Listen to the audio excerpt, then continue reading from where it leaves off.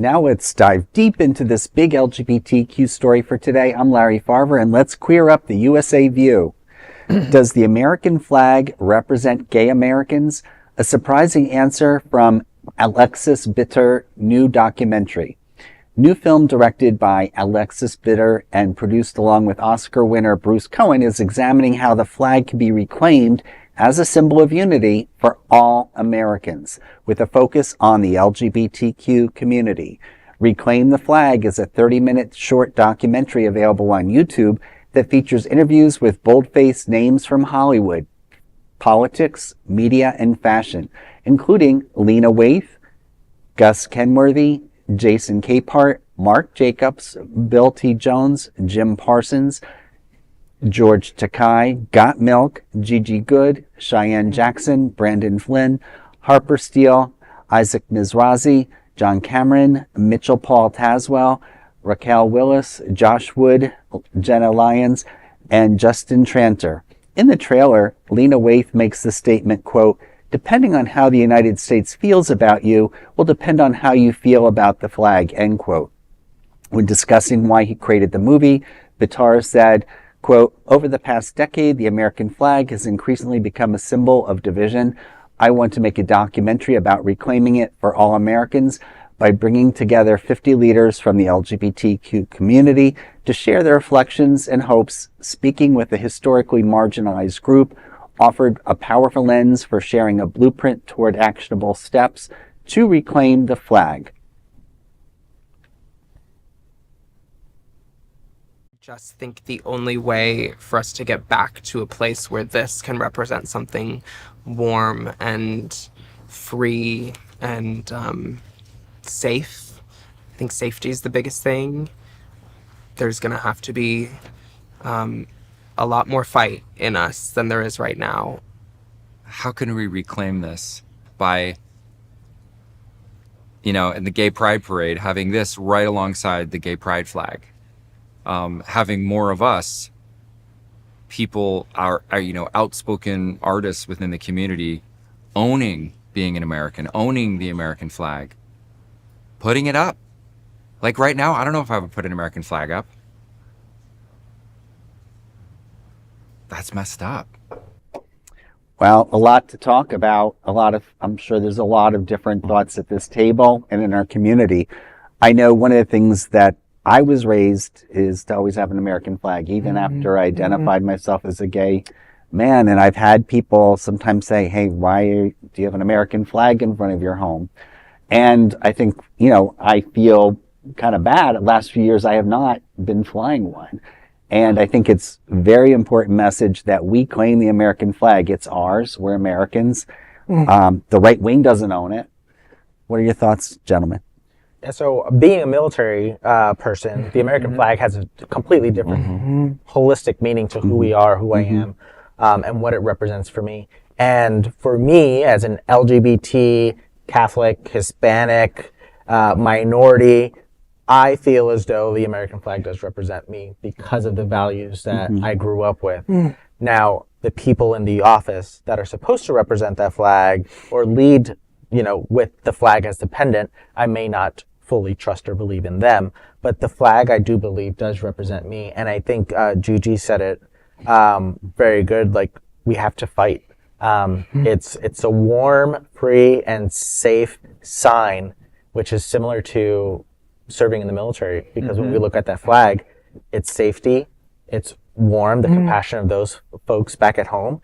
And it's free. Like, literally, we do what we do overseas to make sure that you can do whatever you want globally. So the flag for me as a military member does have a different significance, but like Cheyenne said at the end, we have to show it. Each of us at this table are in a position of leadership, and we have a platform. And he talked about using that platform for good. So I think it's incumbent upon us leaders also that when we are going and saying, "Oh, we're going to have this mixture, we're going to have this event, where's the LGBT flag?" I think we all need to be cognizant and say, "Where's that American flag?" I'm just a little taken back by this because I've never once needed to reclaim the flag. It's always been a part of me and my existence. I come from a military background. I come from an immigrant background. I come from a farming background. So I've never once missed it, but I've never felt the need, like the Republican Party does today, to use it as a tool to divide. I've always thought, just because I don't wear a flag on every inch of my body and flags pop out of my mouth the minute I start speaking, doesn't mean I'm not an American. I'll die for that flag or anybody's freedoms. You know, it's just never, this story caught me off guard, but it does make sense considering the last 10 years of politics with this divide that has been so important for the Republican to divide and conquer rather than to, you know, allow us all to celebrate and enjoy. But I do think that, you know, the point was made that, you know, anytime you see an LGBTQ flag, there should be an American flag up because we damn right deserve that flag. So it's an interesting perspective that I now have to think about that I didn't before. Well, I have to say that watching this documentary, and I recommend that everybody see it, during the same time that I am now reading this book, which is American Scare, Florida's Hidden Cold War on Black and Queer Lives by Robert Fiesler.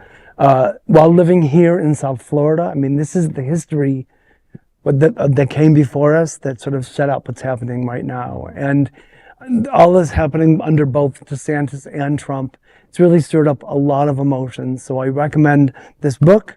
I recommend you watching the documentary. And I have to say, it was also interesting to see Jonathan Capehart in the documentary because he made news today by being one of the numerous award-winning journalists joining the exodus from Bezos'